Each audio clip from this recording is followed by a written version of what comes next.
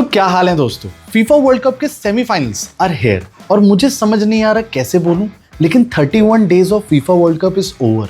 104 में से 100 matches are over और अब बचे हैं सेमीफाइनल्स, फाइनल्स और मूड खराब करने वाला थर्ड प्लेस मैच। मूड खराब इसलिए क्योंकि कोई भी टीम सेमीफाइनल हारने के बाद थर्ड प्लेस मैच कैसे एंजॉय कर सकती है मुझे समझ नहीं आएगा। और अगर चलो टीम तब भी प्रोफेशनलिज्म रखते हुए खेल भी ले, हम फैंस उसको कैसे एंजॉय करेंगे यार। लेकिन खैर छोड़िए, अब होने वाला है clash of champions between France versus Spain and Argentina versus England. इस वीडियो में हम बात करने वाले हैं कि अभी तक सारी ही टीमों का क्या सफर रहा है, कौन से इंपॉर्टेंट प्लेयर्स हैं, क्या इन टीमों की वीकनेस है और कितनी कंट्रोवर्सीज अभी तक इस वर्ल्ड कप में चलती आई हैं। प्लस हम आखिरी में करेंगे अपनी मैचेस की प्रेडिक्शन। तो मेक श्योर अगर आप मेरे किसी भी प्रेडिक्शन या पॉइंट ऑफ व्यू से डिसएग्री करते हो तो नीचे कमेंट सेक्शन एकदम खुला पड़ा है, जाओ अपने पॉइंट ऑफ व्यूज देना जिससे हम फुटबॉल को और बेहतर तरीके से देख सकें। तो चलिए जल्दी से शुरू करते हैं इस वीडियो को, और अगर आप मेरे चैनल पर न्यू आए हो तो सब्सक्राइब का बटन जल्दी से ठोक दो। सबसे पहले बात करते हैं फ्रांस वर्सेस स्पेन। 14 जुलाई की रात 12:30 बजे ये मैच किक ऑफ होने वाला है। ये मैच बहुत ज्यादा क्रेजी है because there are score to settle between Mbappe and Lamine Yamal. मेरे दोस्तों लास्ट 2 टाइम से ये दोनों जब भी मिले हैं Spain had the last laugh. Nations league में क्रेजी 5-4 का बैंग ऑन मैच और यूरोज में ये डिफीट। और अभी भी जब यामाल से पूछा जा रहा है कि are you scared of France, तो वो एक ही चीज कह रहा है कि फ्रांस को हमसे डरना चाहिए, हमारा स्कोर उनसे ऊपर है, हमने पहले भी उन्हें बीट किया हुआ है। एंड ही रिमेंबर्स जब रैबियोट ने बोला था कि लामिन यामाल अभी बहुत छोटा है यूरो फाइनल्स खेलने के लिए, और उसके बाद लामिन यामाल ने फ्रांस को बजाया अलग, ट्रॉफी उठाई अलग। तो फ्रांस इस पूरे ही टूर्नामेंट में डोमिनेट करते आई है, चाहे वो ग्रुप स्टेज हो, चाहे वो टॉप स्कोरर हो या चाहे टॉप एसिस्ट प्रोवाइडर। इनका जब मन चाहे उतने गोल्स मारेंगे, जब मन चाहे उतने एसिस्ट, और जिस टीम को जितने स्कोर्स के अगेंस्ट कमबैक करना है वो भी इनको बहुत अच्छे से आता है। एंड इफ कोई टीम अपनी इस फुटबॉल में औकात दिखाए तो उसकी औकात को निचोड़ के और उसकी में डालना इनको बहुत अच्छे से आता है। इन्होंने गोल्स भी कंसीड करे हैं लेकिन नॉकआउट राउंड्स में एक भी नहीं। अब इसको तुम टीम की डिफेंसिव एबिलिटी बोलो या फिर वीक ओपोनेंट्स, लेकिन एक बात याद रखना, वीक ओपोनेंट्स अर्जेंटीना के पास भी थे लेकिन तब भी उन्होंने इजिप्ट और कैबो वर्डे जैसी टीमों से 2-2 गोल खाए हैं। इसका मतलब ये नहीं कि अर्जेंटीना बेकार है, इसका मतलब ये है कि फीफा वर्ल्ड कप में मिरेकल्स आज भी होते हैं। फ्रांस का प्लेइंग स्टाइल बहुत सिंपल है, अटैक करो खत्म करो। इनके मिड में, डिफेंस में और कीपर से लेकर हर जगह एक बहुत एक्सपीरियंस प्लेयर्स बैठे हैं जो चैंपियन मेंटालिटी रखते हैं, लेकिन इनको फर्क नहीं पड़ता है कितने गोल्स खाएं, एट लास्ट कमबैक करेंगे। और ये 4 धुरंधर किसी भी टीम का कीमा बनाना बहुत अच्छे से जानते हैं। टॉप प्लेयर्स की बात आप इस टीम में कर ही नहीं सकते क्योंकि सब दे रहे हैं क्रेजी परफॉर्मेंस। 2018 से लेकर 2026 तक ये टीम एक भी मैच नहीं आ रही है excluding finals. So yes, they are literally unbeatables। और की प्लेयर्स की बात कर ही रहे हैं तो एक की बात कर लेते हैं, that is Kylian Mbappe the dictator, जिसने गिनीज वर्ल्ड रिकॉर्ड ले लिया है 12 नॉकआउट गोल्स मारने का। इस बंदे ने फ्रांस के हर एक गेम में पिछले में गोल्स मारे हैं। एंड बैलोन डी और विनर, नॉनचैलेंट क्रेजी एस, किसी को भी इतनी इंपॉर्टेंस नहीं मिल रही है टीम में जितनी एम्बाप्पे को मिल रही है। और क्यों ना मिले यार, it makes sense. La Liga का टॉप स्कोरर, चैंपियंस लीग का top scorer and potential world cup का टॉप स्कोरर भी किलियन एम्बाप्पे ही बनने वाला है। तो तुम्हारे हिसाब से क्या बैलन और रैंकिंग्स में किलियन एम्बाप्पे कुछ टॉप 3 में देखने को मिलेगा? ये कमेंट सेक्शन में जरूर बताना। इंजरीज की बात करें तो चुआमेनी को एक थाई इंजरी हुई थी, but he will be back for this semifinals against Spain. तो देखो, अगर फ्रांस को स्पेन को बीट करना है और ये स्कोर फिर से नहीं देखना तो उन्हें पहले तो अपने मिडफील्ड को बहुत ध्यान से ऑपरेट करना पड़ेगा, क्योंकि लामिन यामाल और पेड्री तो बेस्ट प्लेयर्स हैं जो इस टीम को खा सकते हैं, लेकिन डैनी ओल्मो और फैबियन रुइस को बहुत ध्यान से देखना पड़ेगा। ये ऐसे अटैकिंग मिडफील्डर्स हैं जो सेंटर बैक्स के बीच में से बॉलों को निकालते हैं और फिर ओयारज़ाबाल को थाली में परोस के बॉलें दे देते हैं। तो ना ही सिर्फ इन्हें अपने फुल बैक्स के साथ लामिन यामाल को कैप्चर करना है, एलेक्स बायना को कैप्चर करना है, सालिबा और उपामिकानो को भी उतना ही कॉम्पैक्ट होकर खेलना पड़ेगा, क्योंकि अगर एक भी बॉल निकली तो दोनों की टांगे सिर्फ चौड़ी होती हुई दिखेंगी। और गुस्तो या कुंदे, किसी भी एक को कुकुरेला के पेड्री लिंकअप पासेस को रोकना पड़ेगा, वरना ओयारज़ाबाल क्या, फेरन टोरेस भी गोल मार के चला जाएगा इस टीम। अब बात करते हैं डिफेंडिंग चैंपियन स्पेन की। डिफेंडिंग चैंपियंस इसलिए क्योंकि स्पेन ने क्वार्टर फाइनल्स तक एक भी गोल नहीं कंसीड करा है। तुम सोच रहे हो 650 minutes of FIFA world cup tournament matches और तब भी एक भी गोल नहीं। इस टीम को देखकर कौन कहेगा कि 19 साल का लड़का कुबारसी इनके डिफेंस को लीड कर रहा है और एक 19 साल का लड़का लामिन यामाल इनके अटैक को लीड कर रहा है। इस बंदे का ऑरा देखो। ट्रस्ट मी, स्पेन के पास बिल्कुल भी अटैकिंग लाइनअप है नहीं, वो कोई बहुत धुरंधर है नहीं जो खेल रहे हो, जो बहुत सारे गोल्स मार रहे हो, लेकिन सिर्फ एक लामिन यामाल के होने की वजह से हर एक ओपोनेंट इस टीम से डरता है। सोचो इस बंदे का ऑरा। देखो, स्पेन ना एक टैक्टिकल टीम है। इनके प्लेइंग स्टाइल के अकॉर्डिंग बात करूं तो ये बॉल को एकदम दुल्हन की तरह बना लेते हैं, पूरे समाज के सामने लाते हैं, एक तरफ से दूसरी तरफ तक बॉल को नचाते हैं। सारे पैसे इकट्ठा करने के बाद ये बढ़ते हैं वर्णमाला की तरफ और उसे कहते हैं गोल। और एकदम स्ट्रेट एक्सप्लेनेशन है, नो जोकिंग भाई, ये टीम ना भाड़ में जाएगी, फैंस क्या सोच रहे हैं, फुटबॉल कितना बोरिंग बना रही है ये टीम। ये 2010 की स्पेन है 110%। इनको मतलब नहीं ये कितने गोल मार रहे हैं, इनको मतलब है कितना डिफेंड करे, वो आखिरी क्लच मोमेंट में गोल निकाले and victory. You are getting into the semifinals against France. और मेरे हिसाब से अगर चारों सेमीफाइनलिस्ट में से सबसे मुश्किल फिक्चर होगा ना तो वो कहीं ना कहीं स्पेन का है। पहले पोर्चुगल पेली, फिर बेल्जियम। हो सकता है तुम बेल्जियम को बोलो कि भाई वो तो आसान था, लेकिन अगर तुम वो गेम देखते तो तुम्हें पता है कि अगर मिकेल मोरिनो नहीं होता तो स्पेन के बाहर होने के चांसेस बहुत ज्यादा बढ़ गए थे। Because Belgium was the only team जिसने स्पेन के अगेंस्ट स्कोर करा था और इतने पोटेंशियल अटैक्स बनाए थे कि और गोल पड़ सकते थे। And as a Ronaldo fan मैं ये बोलूंगा पोर्चुगल भी कोई वैसे ज्यादा मुश्किल ओपोनेंट था नहीं, क्योंकि वो कोई टीम ही नहीं थी जो खेला। तो देखो स्पेन को मजा आता है बिल्डअप्स करने में, Pedri to Rodri, Rodri to Lamine Yamal, ball चलती रहती है। लेकिन जो सबसे फियर, सबसे ज्यादा डर किसी को लगना चाहिए वो है फ्रांस को स्पेन के मैनेजर डेला फुएंटे से। ये गंजा कुछ करे ना करे, लेकिन ये घानियन बाबा का एकदम सगा भाई है, गंजेड़ी बाबा। इसको पता है इसके पास कौन सी जड़ी बूटी है, इसको क्या मंत्र फूकना है, और एकदम 90+2 पे ये गोल निकाल देगा। और उसके बाद बेचारे फ्रांस वाले के पास मौका नहीं बचेगा कमबैक करने का।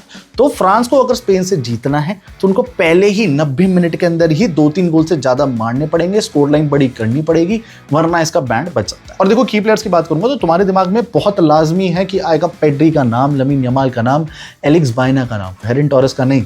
लेकिन जो अभी स्पेन का बेस्ट प्लेयर खेल रहा है वो है मिडफील्डर द रॉड्री।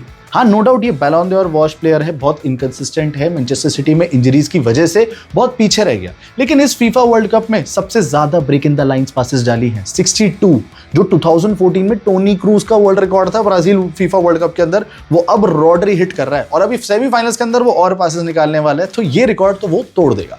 तो मेक श्योर फ्रांस, अगर तुमने उपामेकान और सालिबा को साथ ही साथ चुआमेनी के मिडफील्ड को शील्ड की तरह यूज नहीं किया तो तुम्हारे खुल जाएंगे। तो मेरे हिसाब से प्रेडिक्शन फ्रांस वर्सेस स्पेन की है भाई 3-1, 3-2। क्लीन शीट तो नहीं आने वाली, लेकिन गोल कंसीड करेंगे। लेकिन when we have Mbappe, Olise, Dembele, Doue and Barcola, तो ये गोल्स की तो भौचार लगाने वाले हैं। और फाइनल्स में जाके किससे बढ़ेंगे वो आगे वीडियो में पता चलेगा। इफ इन केस तुम मेरी किसी भी प्रेडिक्शन या पॉइंट ऑफ व्यू से डिसएग्री करते हो तो कमेंट सेक्शन में चले जाना और अपना पॉइंट ऑफ व्यू बता देना। तुम्हारी क्या प्रेडिक्शंस होगी वो कमेंट सेक्शन में जरूर बता देना। अब बात करते हैं इस वर्ल्ड कप का दूसरा semifinal match, Argentina versus England, 15 जुलाई की रात 12:30 बजे। देखो ये मैच ना एकदम मिरेकल्स वाला होने वाला है, क्योंकि जब ये इंग्लैंड की स्क्वाड बनी थी तो थॉमस टूकल को पूरे फुटबॉल समाज ने गाली दी थी कि तुमने कैसे फिल फोडेन नहीं उठाया, कोल पामर नहीं उठाया, और ये एलियट एंडरसन कौन है, और ये जॉन एंडरसन को कौन लेके जा रहा है। लेकिन आज ये टीम सेमीफाइनल्स में खड़ी है, and not only because of attacker Harry Kane but because of a midfield attacker.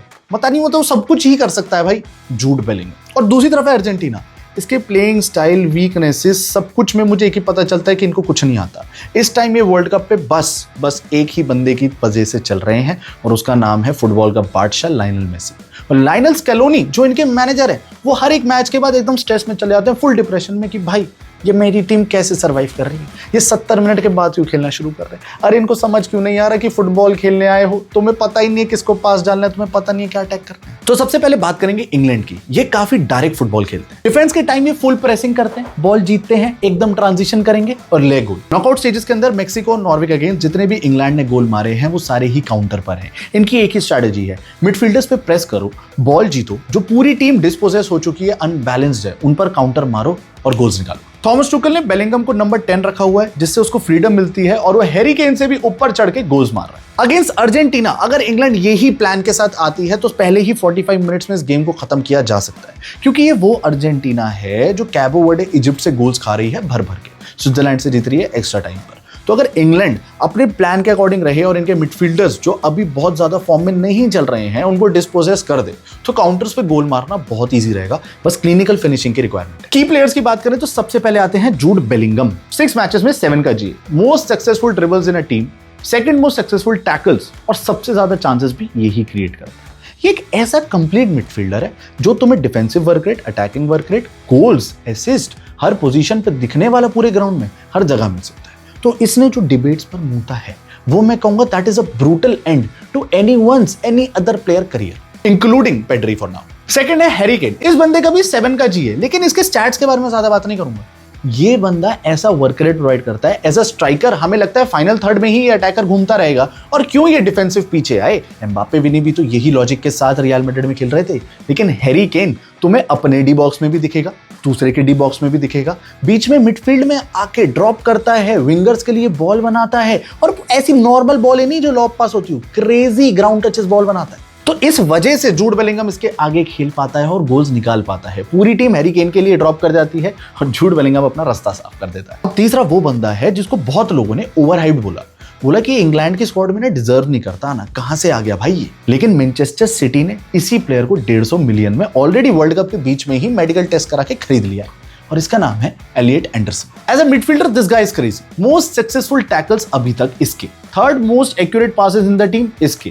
And most interception in the world cup over Reece James इसके। अब इंजरीज की बात करूं तो रीस जेम्स वापस आ चुके हैं, लास्ट मैच में हमें देखने को मिल गए थे, तो लकीली ये अर्जेंटीना के अगेंस्ट अपनी नेचुरल पोजीशन पर शुरू करेंगे जो सपोर्ट करेगा इंग्लैंड को जूड बेलिंगम और हैरी केन्स और एंथनी गॉर्डन के रन्स के लिए। लेकिन जो इंग्लैंड की सबसे बड़ी वीकनेस है वो है इनका डिफेंस। इन्होंने उतने ही गोल कंसीड करे हैं जितने अर्जेंटीना ने करे हैं। इनके सेंटर बैक्स में हमें कोई भी केमिस्ट्री देखने को नहीं मिल रही है और इसलिए थॉमस टुकल जॉन स्टोन्स और मार्क गुई को साथ में खिला रहे हैं कि भाई एटलीस्ट तुम नेचुरल पोजीशंस पे नहीं हो, आई नो सेंटर बैक्स खेल लो साथ में, क्योंकि एक क्लब में तो हो, तुम्हारा कम्युनिकेशन एटलीस्ट बेटर होगा देन एनी अदर प्लेयर्स। दूसरी टीम है अर्जेंटीना। इस पूरी ही टीम को मैं मेसी की टीम बोलूंगा क्योंकि इनसे सच्ची में कुछ नहीं हो रहा है। वो बंदा है ना, तो ये अर्जेंटीना अभी सेमीफाइनल्स खेल रही है, वरना ग्रुप स्टेज में हो लिया था भाई इनका चलता।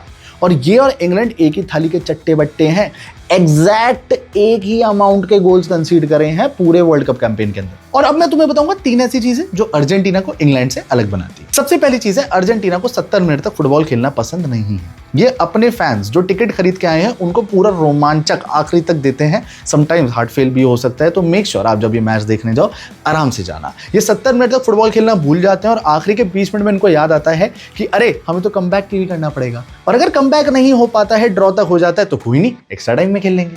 और वहीं आती है दूसरी चीज जो इनको पसंद है, वो है एक्स्ट्रा टाइम। इनके पास बेंच स्ट्रेंथ है, यंगस्टर्स हैं। वही टीम है जो 2022 के वर्ल्ड कप में थी, मैक्सिमम नंबर ऑफ प्लेयर्स उसी वर्ल्ड कप के हैं, उसी एरा के हैं। लेकिन नहीं, केमिस्ट्री। ये क्या होता है, गोल्स कौन मारेगा, हम तो बॉल इधर से उधर, उधर से इधर। कोई स्ट्रैटेजी नहीं है कि किसके लिए एकदम से बॉल बनाए और मार दें। लेकिन ये सारी स्ट्रैटेजी एकदम से 5 या 10 मिनट के लिए आ जाती है इनके पास। हर एक प्लेयर में टिकी टाका चलता है और एक कुछ वो इंपॉर्टेंट मूवमेंट्स में गोल्स निकाल देते हैं। और इनकी तीसरी और मोस्ट इंपॉर्टेंट वीकनेस है कि हर उड़ते तीर का रास्ता इनकी को पता है। ये पता ही देता है, अगर नहीं भी पता है तो खुद जाके पर्सनली तुम सोचो, पूरे चारों जितने भी सेमीफाइनलिस्ट आए हैं ना, सबसे इजी फिक्सचर था। तुम भी एग्री करोगे, मत बोलना कि कैबो वर्डे और इजिप्ट तो बहुत क्रेजी लेवल ऑफ फुटबॉल खेल रहे थे। वो क्रेजी नहीं, अर्जेंटीना को खेल रही थी। तुम सोचो, दर्जन गोल खा लिए इन्होंने। ये समझ नहीं पा रहे हैं कि कैसे कोई सामने वाला गोल मार, समझ नहीं पा रहे। इनका डिफेंस बहुत ज्यादा या तो ओवररेटेड हो चुका है या फिर इनके बीच में केमिस्ट्री की बहुत बड़ी लैग है। लेकिन इतना तो सारे अर्जेंटीना के मैचेस देख के पता चल गया कि कोई भी मैच इनका आसान नहीं था। और जब इनके अगेंस्ट ये टॉप 4 इंग्लैंड आ रही है, तो और ये जितने क्लिनिकल हैं, जितना फिजिकल हैं, वो बाकी 3 टीम्स नहीं थी। लेकिन ये जरूर है, ये गोल मार गए तो अर्जेंटीना का कमबैक तो इस बार नहीं हो पाएगा। देखो, मैं मानता हूं इस टीम की बहुत सारी वीकनेसेस हैं, प्लेयर्स बॉल नहीं चला पा रहे हैं, पासेस नहीं कर पा रहे हैं। लेकिन अगर इंडिविजुअल ब्रिलियंस की वजह से ये सेमीफाइनल्स में देखने को मिल रहे हैं ना, तो वो बहुत बड़ी बात है भाई। इनका अपना अलग ही वर्ल्ड कप चल रहा था, अलग ही एंटरटेनमेंट प्रोवाइड कर रहे थे।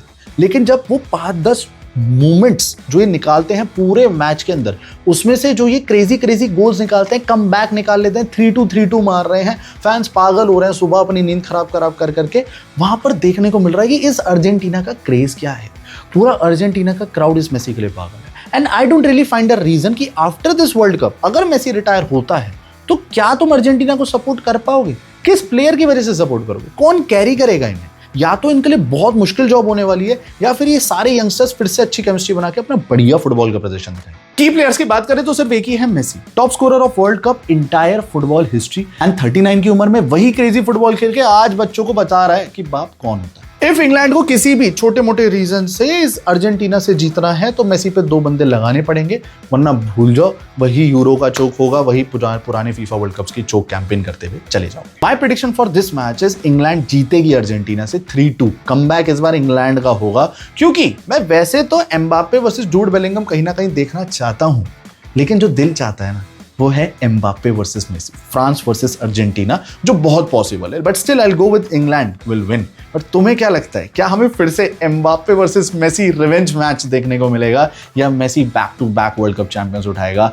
वो तुम कमेंट सेक्शन में बता सकते हो। क्योंकि भाई ये साउथ अमेरिकन बॉलर्स ना कितने भी बदतमीज हो, कितना बेकार फुटबॉल खेल रहे हो, ये ना अगेंस्ट द ऑल ऑड्स जीत के चले जाते हैं और पूरी दुनिया को गलत प्रूफ करके चले जाते हैं। उस दुनिया के अंदर मैं भी आता ही हूँ, मैं भी बहुत गलत प्रूफ हुआ हूँ। जब कैबो वर्डे से हार रहे थे, आई वाज लाइक खत्म है इनका गेम, खत्म है। स्विट्जरलैंड से था, इनका लिखा है ये गेम पेनल्टी में जाएगा, ये 10 मैन स्विट्जरलैंड बजा जाएगी, but they scored and they won. और इसलिए जिंक्स ना करते हुए मैच होगा France versus England in the finals, third place match between Spain and Argentina, जहां पर अर्जेंटीना थर्ड प्लेस मैच भी जीत जाएगी। अब वीडियो के आखिरी तक आ ही गए हो तो लाइक तो कर ही दिया होगा। लाइक करने के बाद में यार एक हाइप का बटन आता है, प्लीज उसे दबा देना, जिससे मेरी वीडियो और लोगों तक रिकमेंड हो सके, आपके जैसे और फुटबॉल फैंस अपनी प्रेडिक्शंस कमेंट सेक्शन में डाल सकें, मेरे से जुड़ सकें, और जितने भी हम लाइव स्ट्रीम्स करते हैं, लाइव स्ट्रीम्स के अंदर मैचेस खेलते हैं, गेम्स खेलते हैं, उन सब पे वो इंटरेक्ट कर सकें और हम फुटबॉल को और ज्यादा इंटरेस्टिंग बना सकें। So make sure to stay tuned on the channel for new videos. तब तक के लिए keep enjoying football.